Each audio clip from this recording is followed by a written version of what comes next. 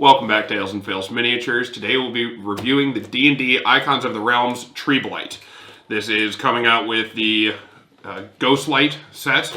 I'm pretty excited about that set as well. Hopefully we can get a case for you guys here shortly. And I hope all of you enjoyed your Halloween, but let's get into it.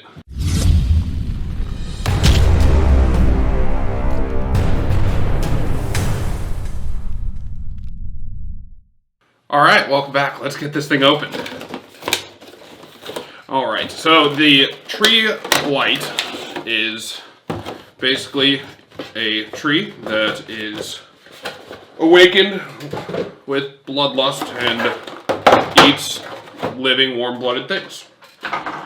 Pretty crazy to begin with. Spoopy. Yeah, it's got an AC of 15 and a average health points of 92. It's, decently beefy in that aspect there. And they are, pretty wicked. They fight with other blights, and they don't really like any other treants or any other tree blights. Sorry. No, you're to interrupt. I was going to say, they are kind of more of an evil, I guess you would say, aspect of nature, while treants are on the good side. So I was going to say, when you're trying to build an encounter, you can definitely keep those cool facts in mind. But another fun fact I thought was neat is tree blights don't like other tree blights. Yep. They like to be in charge of other twig blights and other smaller blights, but they do not get along with other tree blights. So I thought that was a kind of cool fun fact. Yeah, and I feel like building encounters with these are just going to be a lot of fun, especially this one, because it is awesome looking. Building just basic encounters with a couple other tree blights, which again, technically they don't like each other, but, maybe they're fighting, your group walks into them fighting for territory, or they were just walking past each other and started fighting. You can spin it in a lot of really cool, fun ways.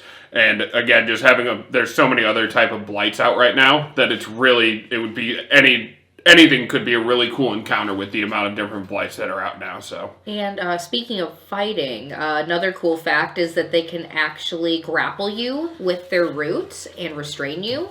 And once they do that, they will just pummel you with their branches and just...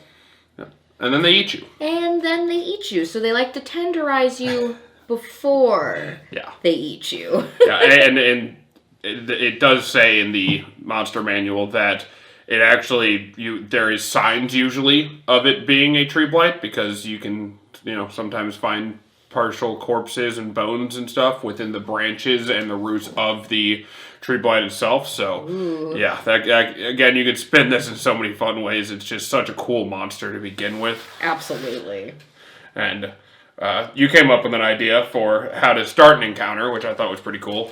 I was going to say, a pretty funny thing we were kind of giggling about is you've always got that one druid in your group that's like, oh, I'm just going to ask this tree for directions. And then that one time they ask for directions and it turns into this, they're like, you just had to ask for directions. Yep. So that's pretty fun.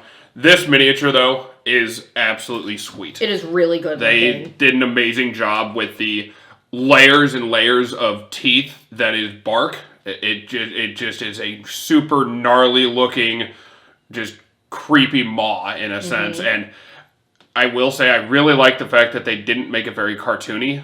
Because of that, it really gives it like a lifelike aspect, which I really enjoy.